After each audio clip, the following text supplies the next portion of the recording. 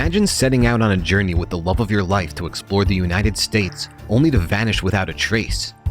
Gabby Petito and her boyfriend, Brian Laundrie, were traveling across the country, documenting their van life on social media when the unthinkable happened. Today, we're diving deep into the timeline of events, the people involved, and the shocking revelations that followed. So grab your popcorn and get comfy as we delve into the killing of Gabby Petito. Gabby Petito hailed from a close-knit family with loving parents Nicole Schmidt and Joey Petito.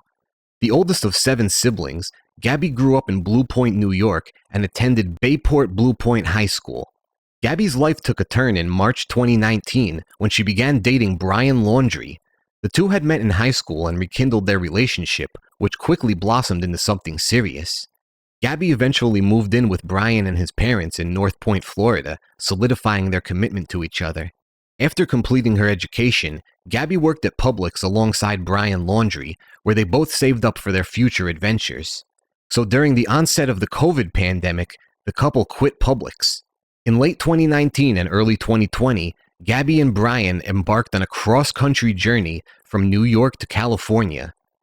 They celebrated Gabby's 21st birthday in March of 2020 in Nokomis, Florida, and in July 2020, they got engaged after a trip to Soap Creek, Georgia. Determined to continue their adventures, Gabby purchased a van converted into a camper in December 2020, meticulously saving and planning for their next journey.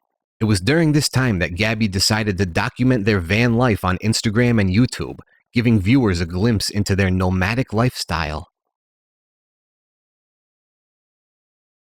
The road trip embarked upon by Gabby Petito and Brian Laundrie was meant to be a grand adventure. It began innocently enough on July 2nd, 2021, when the couple left North Point, New York in their van. Over the next month, they crisscrossed the country, visiting one scenic destination after another. The tranquility of their journey was shattered on August 12, 2021, when a 911 call was made to report a disturbance involving Gabby and Brian at the Moonflower Community Cooperative in Moab, Utah. According to the caller, they witnessed Brian slapping Gabby before driving off in their van. "We drove by and the gentleman was slapping the girl," the caller reported. "And then we stopped. They ran up and down the sidewalk. He proceeded to hit her, hopped in the car, and drove off." Police located the van a short distance away and pulled them over. Bodycam footage from the police encounter revealed a tense and emotional situation. Some days I have really bad OCD, and I was just cleaning and straightening up the back of the van before, and I was apologizing to him and saying, "I'm sorry that I'm so mean," because sometimes I have OCD and sometimes I just get really frustrated. Not like mean towards him, I guess my vibe is like, he's like down there. I don't know, we've just been fighting all morning, and he wouldn't let me in the car before. And then Why wouldn't he let you in the car? Because of your OCD? He told me I needed to calm down, yeah. But I'm perfectly calm. I'm calm all the time, and he really stresses me out, and this is a rough morning. Well, Brian admitted to grabbing Gabby's face and pushing her away during an argument, and Gabby admitted to hitting Brian in a moment of frustration. Despite this altercation, neither of them pressed charges, and the police decided not to make any arrests. Instead, they classified the incident as a mental health crisis. The incident raised concerns among those who saw the body cam footage, as they believed the police did not fully appreciate the gravity of the situation. Critics argued that the incident could have been treated as a case of domestic violence, which would have required an arrest to be made.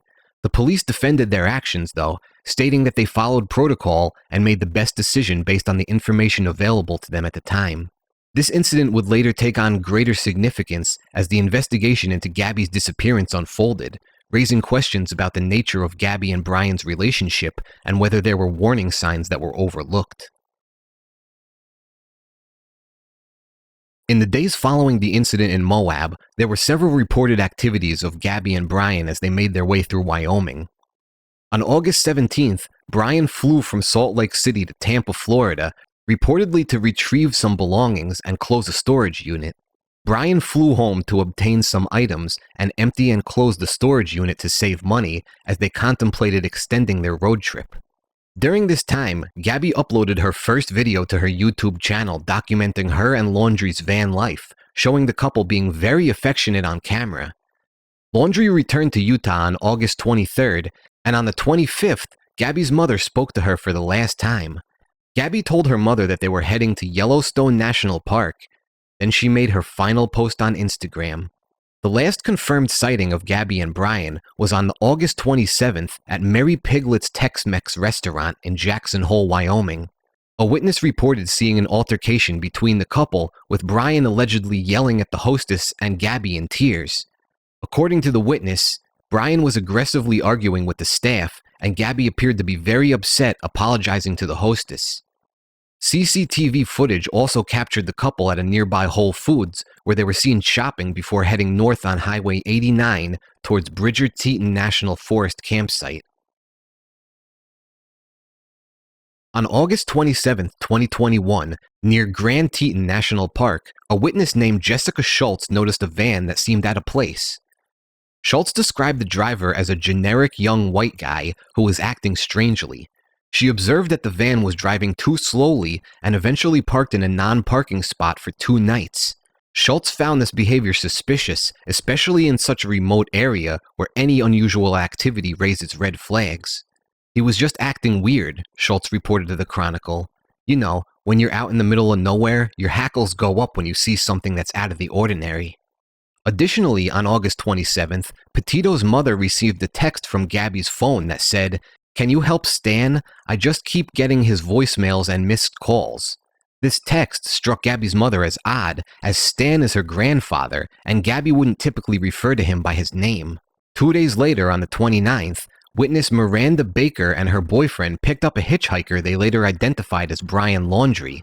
Laundrie offered them $200 for a ride. However, when he learned that they were going to Jackson Hole instead of Jackson, he became agitated and asked them to stop the car. Laundrie got out near the Jackson Dam, less than 30 minutes from where they had picked him up. Another witness, Norma Jean, realized she had also picked up Laundrie after seeing Miranda Baker's TikTok video about him. Norma picked Laundrie up from the Jackson Lake Dam area and dropped him off at the Spread Creek dispersed camping area. Despite offering gas money, Laundrie asked to be let out several miles from his van and seemed anxious as they got closer to the vehicle. That night, Laundrie made a call to his mother. The call seemed normal at first, but at the end his tone changed into something much more serious. And when his father contacted him back, Laundrie told him that Gabby's gone and that he may need a lawyer. On August 30th, a text was sent to Petito's mother from Gabby's phone saying, "No service in Yosemite." This was another suspicious text probably sent by Laundrie. On September 1st, Laundrie returned to his parents' house alone. He refused to discuss Gabby's whereabouts with anyone. Instead, they all went on a family trip together. On September 6th and 7th, Laundrie and his parents went camping at Fort DeSoto Park in Pinellas County and took a rest from all the mayhem. On September 11th, 2021, Gabby Petito's mother filed a missing person report expressing her concerns about her daughter's whereabouts. Around this time, Brian Laundrie's parents hired a lawyer who advised them not to speak to anyone about the case. Police began surveilling Brian Laundrie after he returned to Florida without Gabby. On September 13th, they observed him leaving the house, and on September 15th, they saw him return. However, 2 days later, Laundrie was reported missing by his parents, leading to confusion as police had mistaken Laundrie's mother for him and had never actually seen him during their surveillance. In an amazing twist, with all the coverage the story was getting on TV, Jessica Schultz, remember that witness who spotted the strange van parked illegally? Well, she received a text from her friend who saw the body cam footage of the couple. In the screenshot she sent, there was a straw hat on the dashboard. Schultz instantly recognized the straw hat from the white van she had spotted, prompting her to call the FBI and inform them of what she knew. And on September 19th, Gabby's remains were found at Spread Creek dispersed camping area, where Laundrie had previously gotten a ride to from Norma Jean. The FBI credited Schultz for her role in finding Petito's body. A forensic anthropologist revealed that Gabby had died from blunt force trauma and strangulation, injuries that occurred even after her death. An arrest warrant was issued for Brian Laundrie on September 23rd, as he had used Gabby's debit card to withdraw $1,000 or more between August 30th and September 1st. On October 5th, Laundrie's sister made a public plea for him to surrender on the news. His father joined in the search for him on October 7th in areas he was known to frequent, such as the T. Mabry-Carlton Reserve in Sarasota County, Florida, and the adjacent Myakkahatchee Creek Environmental Park. Finally, on October 20th, Laundrie's skeletal remains were found in Myakkahatchee Park in an area that had recently been underwater from flooding. A forensic anthropologist determined that Laundrie had died from a self-inflicted gunshot wound to the head. On January 21, 2022, the FBI revealed that Brian Laundrie's notebook had been found near his remains. The notebook contained an admission of guilt, though the exact details were not immediately disclosed.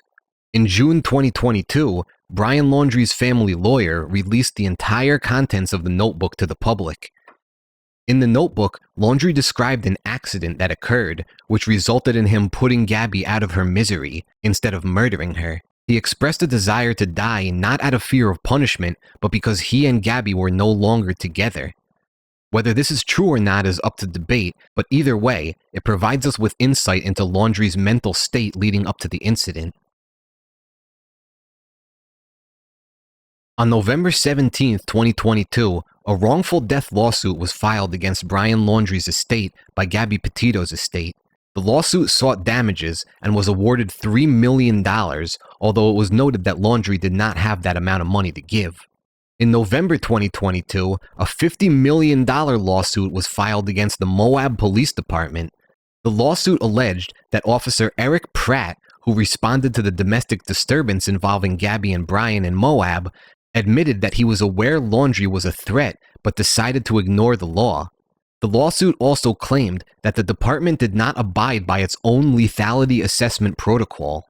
On November 30th, 2023, Gabby Petito's parents sued Brian Laundrie's parents and their attorney. The lawsuit alleged that they withheld information about Gabby's death, specifically referring to the contents of the notebook found near Brian's remains. Gabby's parents claimed pain and emotional distress due to withholding this information. The lawsuit is still ongoing. The true events surrounding Gabby Petito's death have been the subject of speculation and debate.